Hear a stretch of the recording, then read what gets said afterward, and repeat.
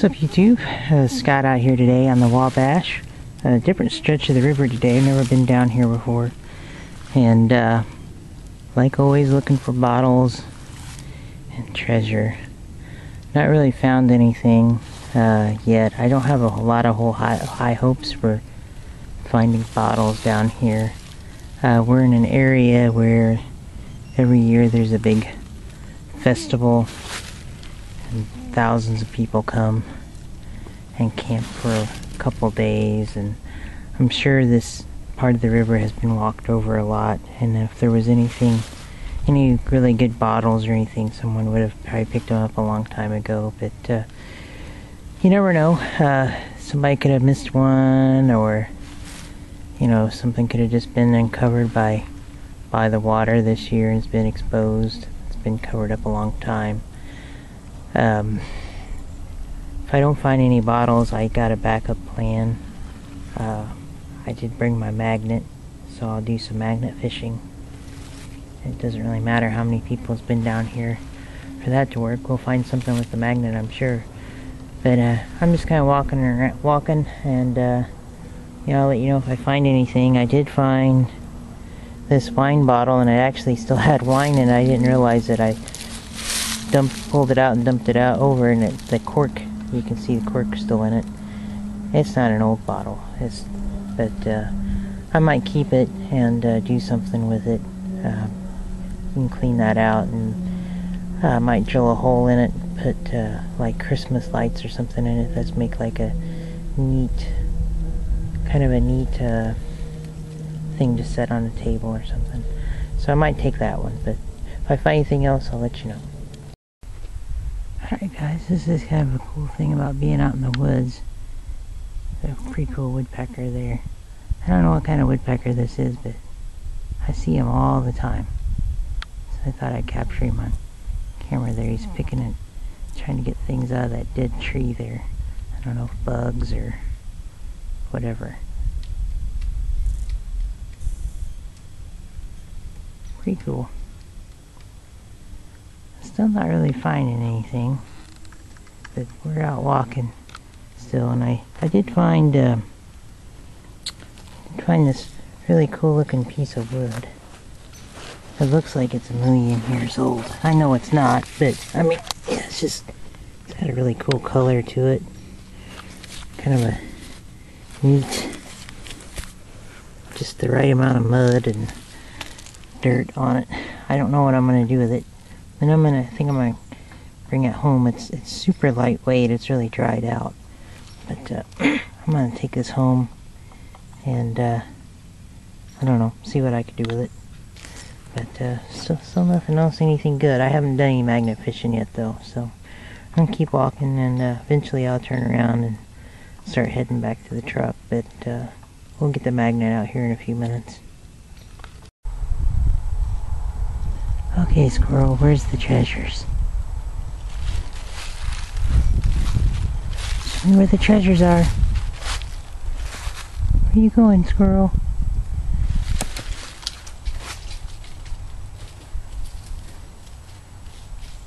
Think I should follow him? I was already down that way. I don't think that squirrel's gonna show me anything. Alright, well, we're still looking. Alright, well, we're still looking for treasures, but come across kind of a neat little area right here along the river. I probably walked 1.5 miles, and I haven't found these anywhere else but in this one spot. But almost everywhere I step, there's these little, these little shells. I don't know what they are, but they're kind of cool looking. Like I said, everywhere you walk, they're right here, and they're only in this one little section. I don't know why that is. I might pick some up, put them in that bottle. There's a real big one. Look at that one. It's pretty cool. Kind of all different colors. All sorts of different colors. There's some that are real dark, some that are real light. It's suppose it's maybe how long they've been exposed or out to the elements, but yeah, they're just everywhere through here. Kind of cool. I might, like I said, I might pick some up and then we'll get the magnet out. Alright, this is why I like to walk out along the river. You just never know what you're gonna find, just the randomness of things. Just walking along here and I found a weed eater. Just for no particular reason. I haven't seen a house in I don't know how long. Then there's a life jacket. And then this is a foot pump. You know, for like airing up like a air mattress or like a pool toy or something like that. So just 3 really odd things just to be out along in the middle of nowhere. And then right next to it is this. And at first I thought this was like a traffic cone or a traffic barrel, you know, to mark construction, but actually it's a sled. It's a kind of a sled, and you can see there's some holes there in the front to tie a rope to pull it on, but yeah, it is a sled. So just kind of 2 odd, or 3 or 4 odd things right there together. So, but I haven't found anything good yet. I'm gonna keep walking and we'll see what we can find. Hey guys, Sky here, back at HQ, so to speak, and I'm gonna do a little wrap-up video here of my last 2 adventures that I went on. The first one I didn't do very good. I was just out walking along the river looking for old bottles or anything cool that I could find. Didn't really find a whole lot. I did pick up this wine bottle, and you know, it's not old or anything like that. It was probably thrown out this summer. Still had the cork in it though. I brought it home and washed it up, and I collected a bunch of those shells along the river. I just thought these was really cool, and so I brought them home. I washed them all, soaked them out in bleach, got all the mud out of them, and I think this looks really good. This will look nice setting up on my shelf, kind of something different. And that day I kept saying I was going to do some magnet fishing, and my battery went dead, and on my camera I did do some magnet fishing, but I didn't really find anything, so didn't really miss anything there. Then I went out a second time to another spot, and I did some digging. I found these bottles, nothing really super old. 7-Up bottle, it's seen better days, but it is a Duraglass bottle, and I believe it's from 1940. So it's really rubbed off. I mean, most of the enamel's gone, but it's still pretty cool. It'll go up there on my shelf with my, you know, not as good bottles. But also found this big bottle here. I think this might have been Milk of Magnesia. It is embossed on both sides of the net, or the shoulder of the bottle. It says Squib, but it says Made in America on the bottom.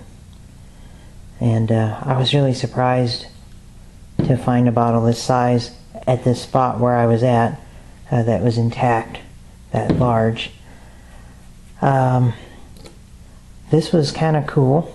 It's a milk bottle. Unfortunately, it's slick. There's no embossing on it or anything. It doesn't have the name of the dairy, but it does say registered, sealed, and then it has a date on it. Down on the heel it says 1/11/14, and I don't think this bottle is anywhere near that old. I found this bottle with a bunch of stuff from the 1940s, like that 7-Up bottle there, but this was made by Thatcher Glass Company. I did look that up. It's got that maker's mark there, the kind of the MTC logo. I guess that's Thatcher Glass, and they was known for making tons and tons of these bottles. They made them for all kinds of dairies and creameries and things like that. Also found this bottle here, Kreml. I don't know if that's how you say it. It's embossed on both sides. I looked that up, and it's a hair tonic. It's from the 1940s. I did find a Coke bottle. It's a Pat D bottle. It's Owens Corning made. It's got the mark there on the side, so it's from '49. So it's one of the later Pat D Coke bottles. But it's in pretty good shape. I mean, you know, it's not bad. Not bad for digging it out of the ground. But it's marked Lafayette on the bottom. I've got a bunch of these now, but I still pick them up and bring them home. Found this bottle here, Pertussin. It's embossed on both sides. Not that fantastic. It's chipped on the top. It's a screw top bottle. Again, probably from the 1940s, but that's a cough medicine. Found this little milk glass jar. Pretty cool. And it still had the lid on it. Lustre cream. So it's a woman's shampoo. And again, that's from the 1940s era. Nothing on the bottom, really. It's in pretty good shape. Got a few chips along the heel. And then I've picked up a couple of these. I've got several of these little jars. I don't know, some kind of cosmetic or cold cream or something like that. But I'll stack them up with my other ones that I found.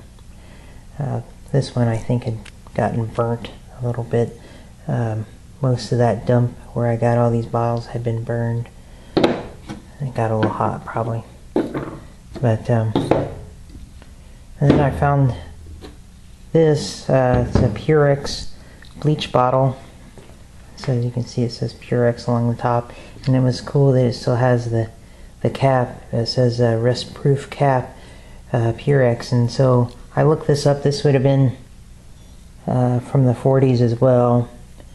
And I really like this bottle. It's just kind of cool. I mean, bleach has come in plastic jugs for so long now, and it's just an everyday item that people would have had. They would have made probably millions and millions of these bottles. So it's not worth anything, but it's neat to find. I liked finding it. I find a lot of these broken where I either find the top or I find, you know, the round bottom of it. So it was cool to find one that was whole. And like I said, it was really hard. The place I was digging at, it's really hard to find anything whole, especially something this size or this size, but still really neat. And I was glad. This is actually the first whole milk bottle that I've dug. I find this ring top.